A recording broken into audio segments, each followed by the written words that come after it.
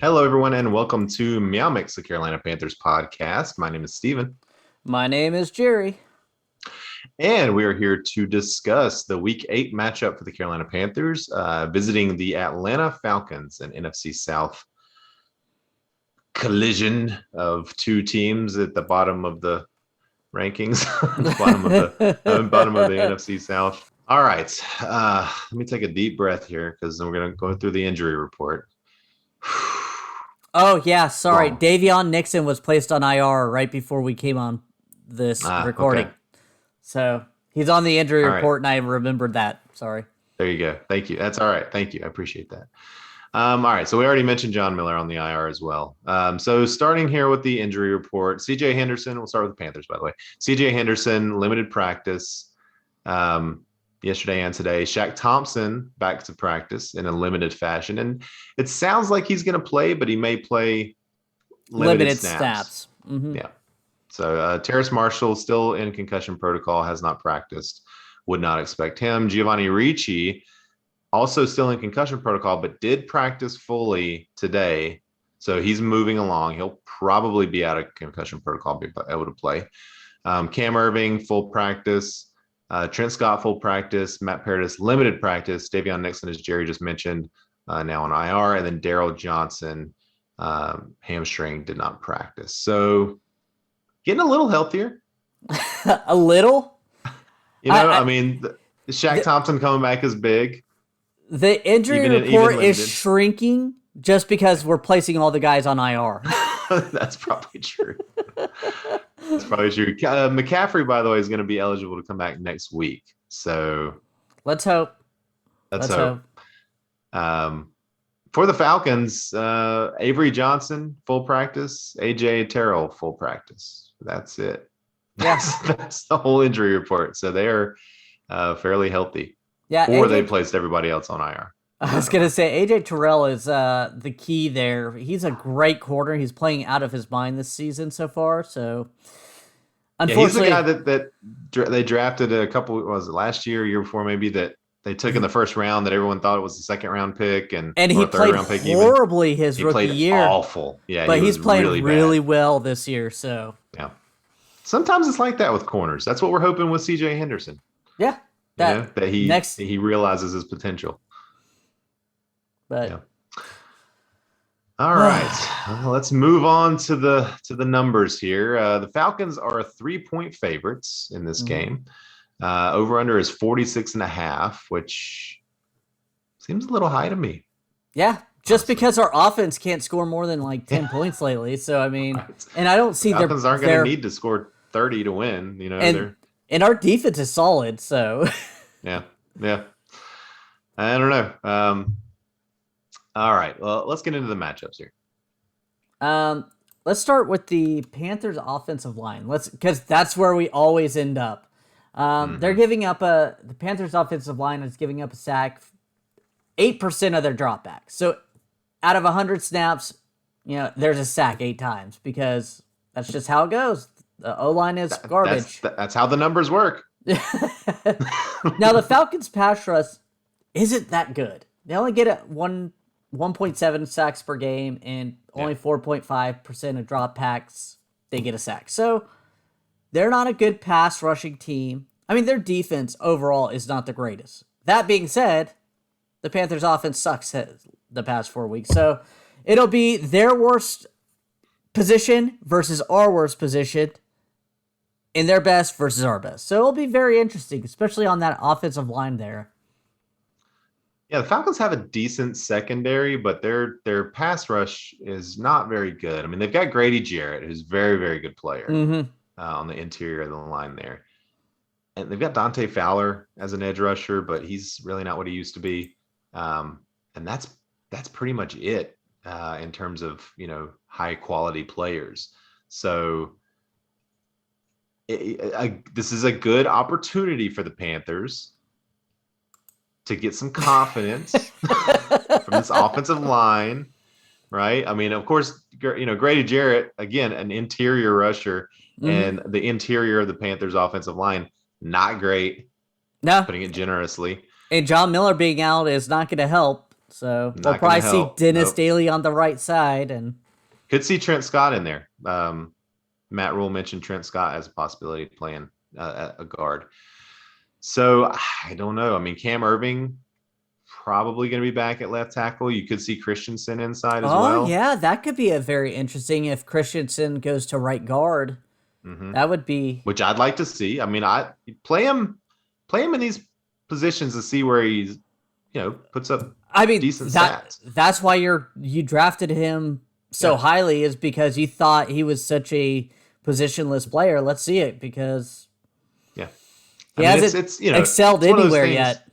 No, it's one of those things where do you want to stick him in one spot and let him get better there? That's what I would like, but or do you move him around until you find a spot that he's good at?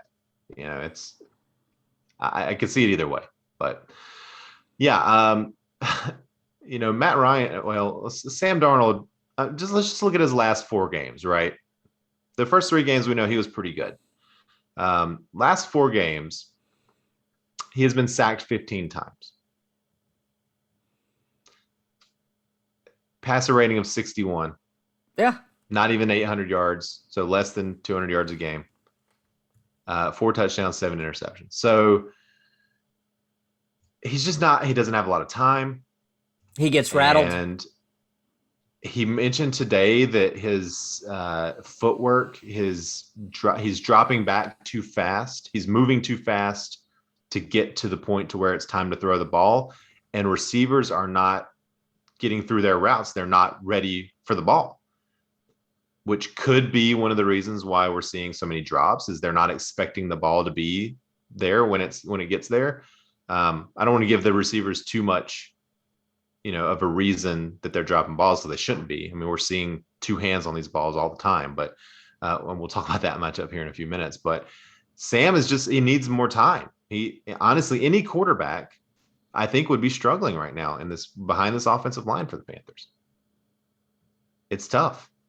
It would be tough, but let's not act like I'm not giving Sam a pass either. I was going to say Sam a pass. Yeah. Sam has thrown with a clean pocket straight to the opposing quarterbacks and thrown completely missed receivers multiple times. So it's a confidence thing, right? He's scared back there. He's I think he has been conditioned over the last 3 years with the Saints. With the Jets, to feel like he needs to get rid of the ball quickly. At the beginning of this year, he was playing like he had the time, even though the offensive line hasn't been good, but he seemed to be playing slower. And now it's, as he's gotten hit, he's speeding it up again, where he needs to play, slow.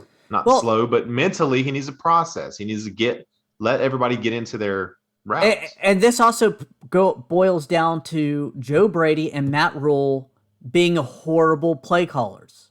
Yeah. Sam Darnold doesn't need to be throwing the ball 40 times a game. Right. Unless you're down 20-something points early in the first half. But, again, this is all hearsay because we said this last week. Matt Rule said this last week. And they run the ball 17 times to 40-something point passes. It's just... It's the same thing we discuss over and over again. They need to run the ball.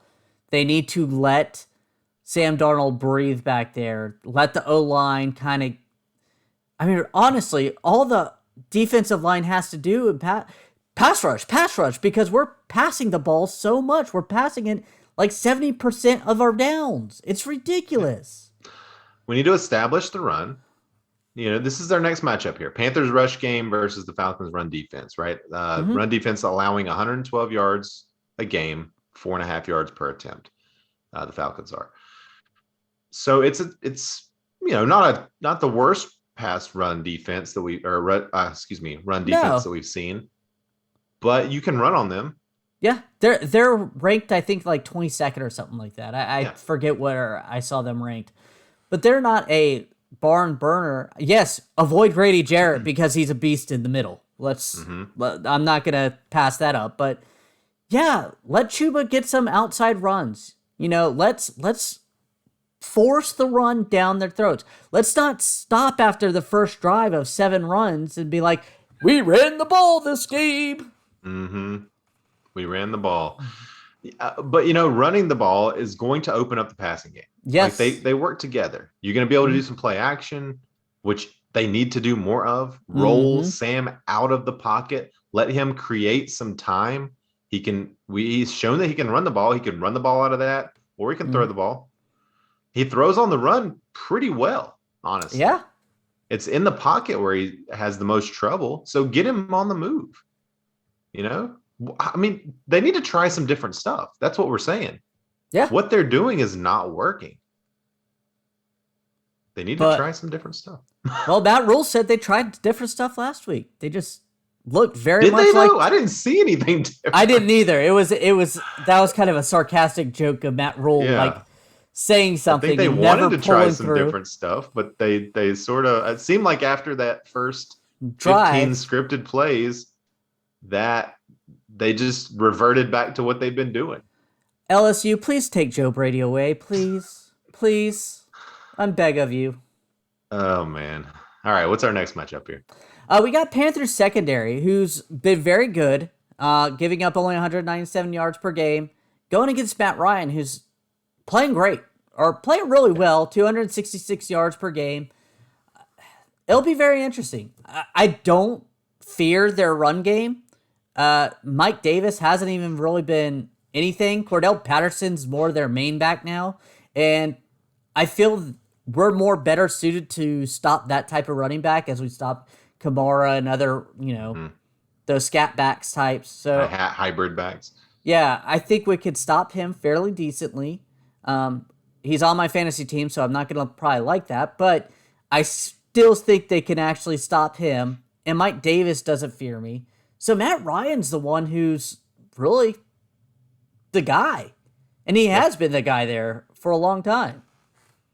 So they start off 0-2, right? Mm-hmm. But in their last 4 games, Matt Ryan, 1,200 passing yards, 10 touchdowns, 1 interception. Yeah.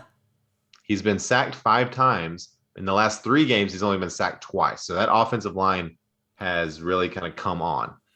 And they're protecting him well. And he's finding, we'll talk about some of his targets here in a minute, who's passing the ball to.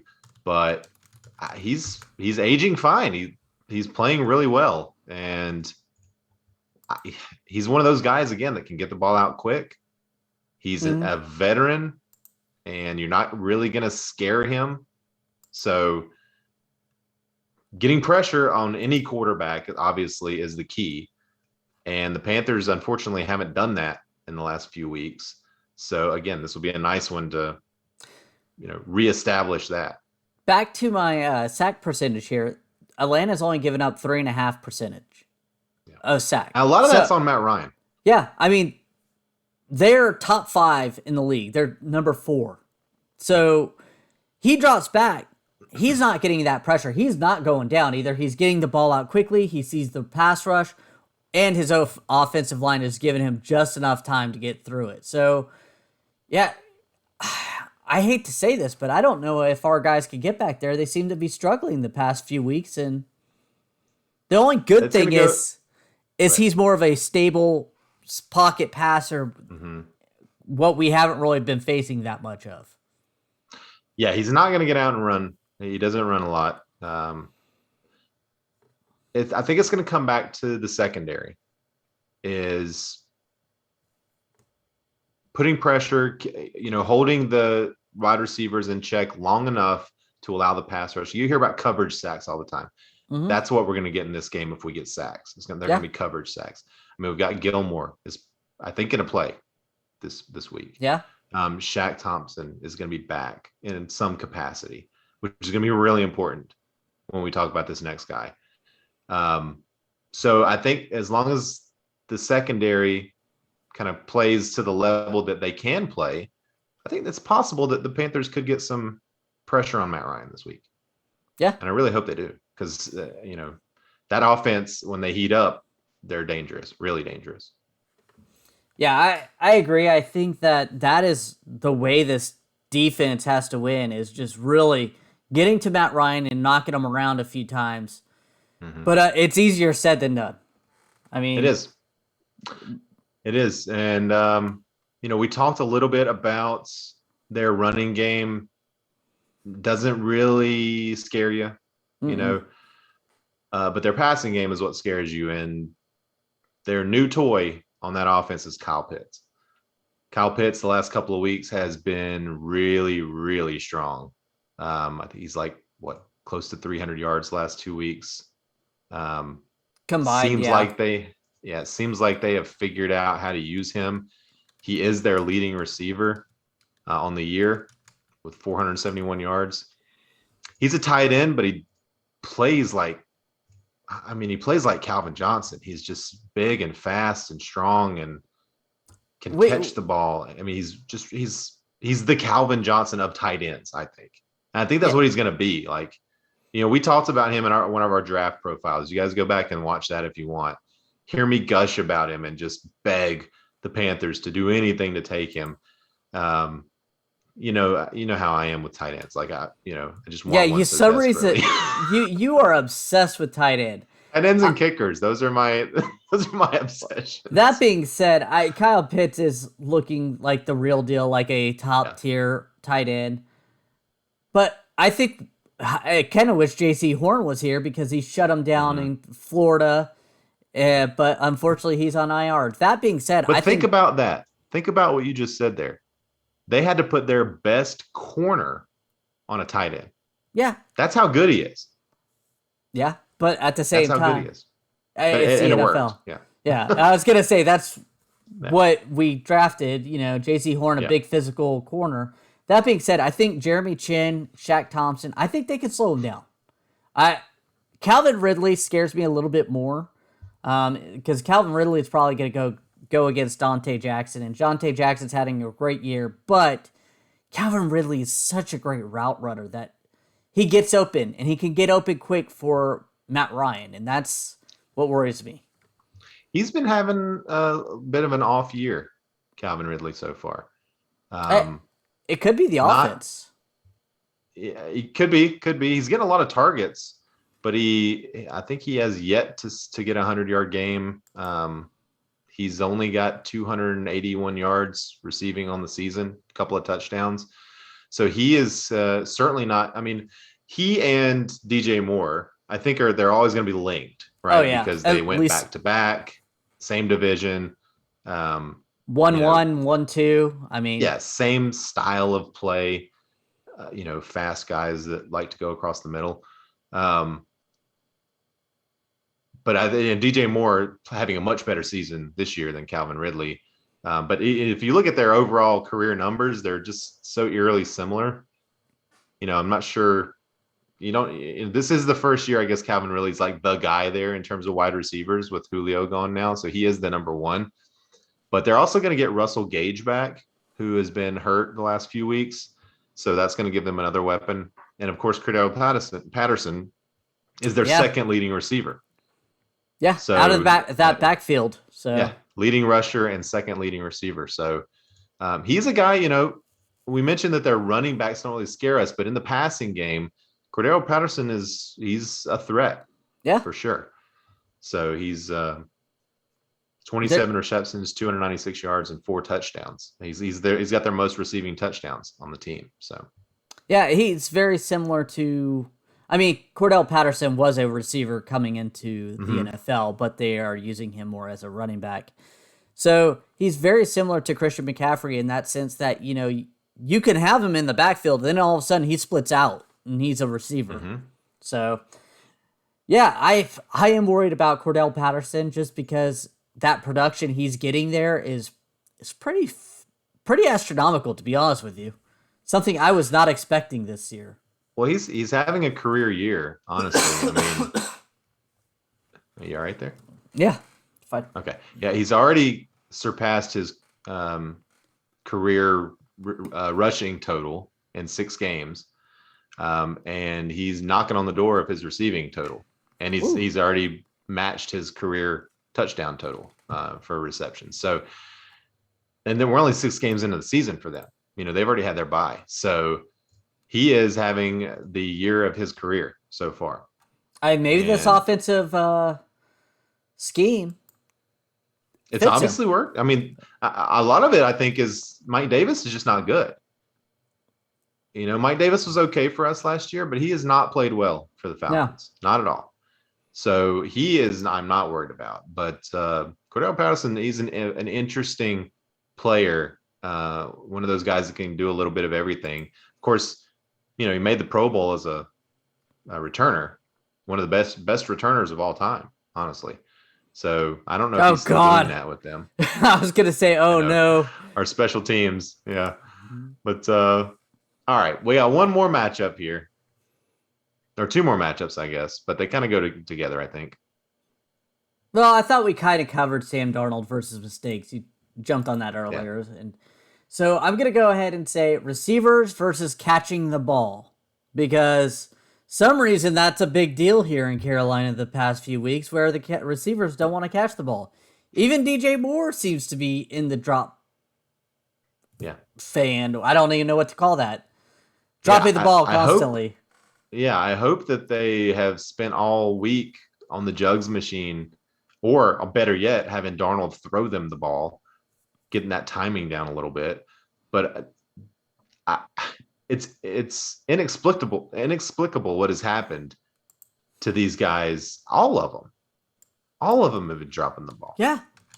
Chuba hasn't really been a very good receiving back. No. Anyway, but he's dropping the ball like crazy. I'm putting that safety fully on his shoulders in terms of why that happened last week. He dropped a pass that would have gotten Sam out of the end zone at least.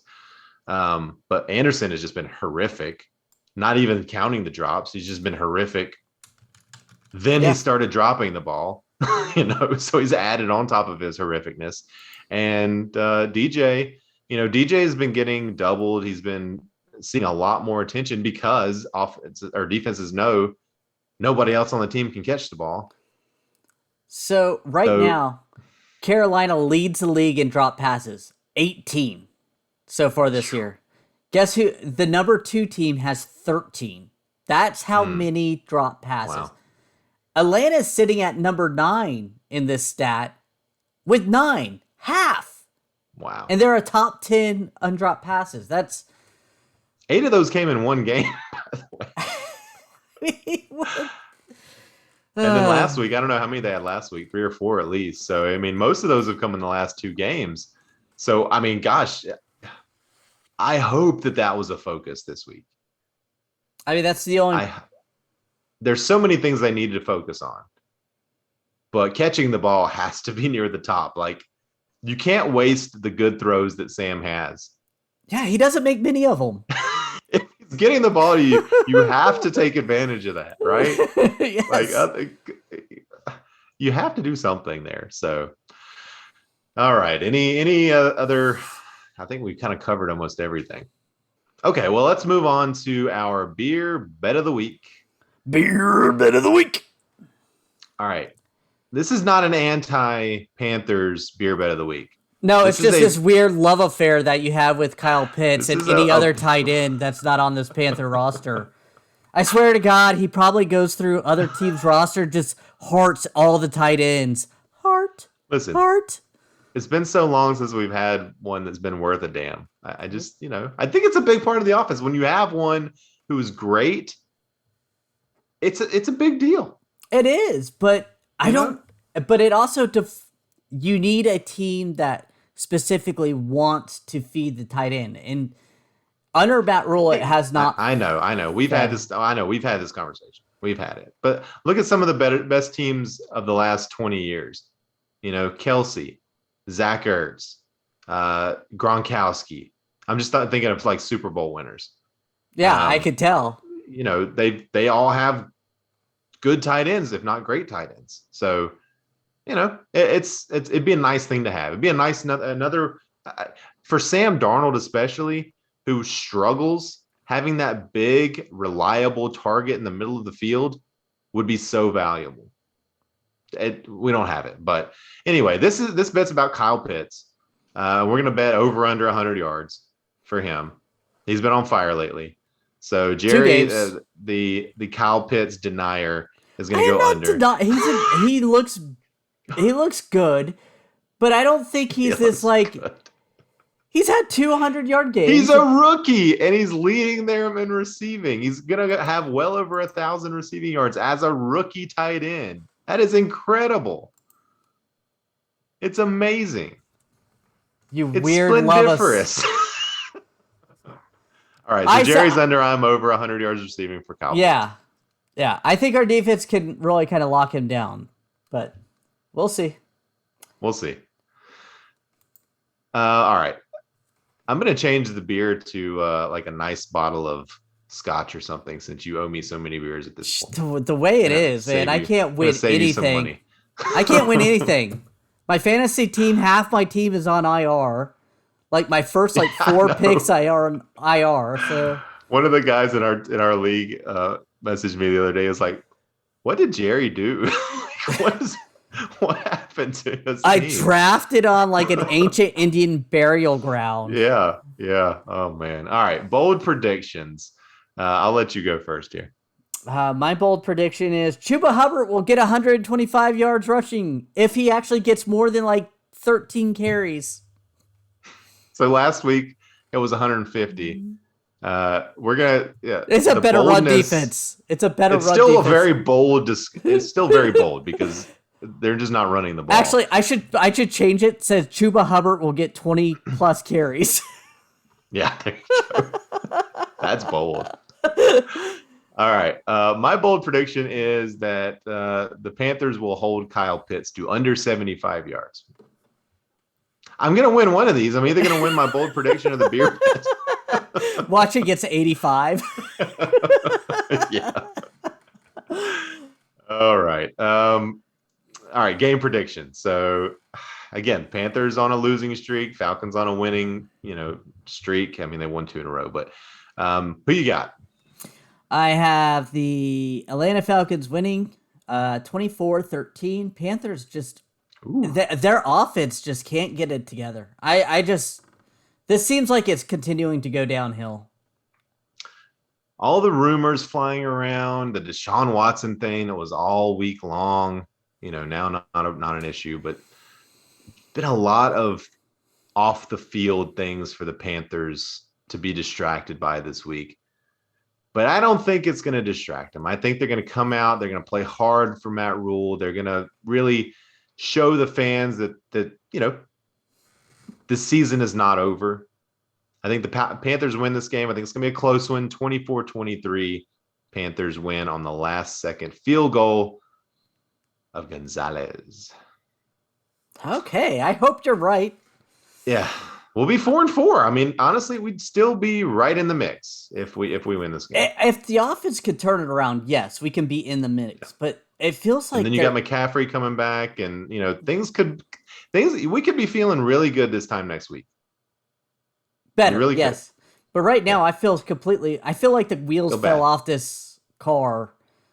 And if the Panthers lose this one, you're gonna have to pay me more, Jerry. I don't pay you anything. All right. Only one NFC South game outside of this one this week, obviously, because this is a division week. The Bucks are playing the Saints, and what probably will be an interesting game. It's in New Orleans. Saints also playing very well so far, after their kind of tough start. So, I mean, I'm going to take the Bucks in this one. We don't usually pick these games, but yeah, the Bucks are just kind of at a different level. Tom Brady, man. We don't play the Bucks until towards the end of the season, so we're not going to get to talk about him really, but he's leading the league in touchdowns. He's, right up there in yards, if not leading the league in yards. He's just incredible. It's ridiculous. Imagine if he had Kyle Pitts on that team. Oh my God.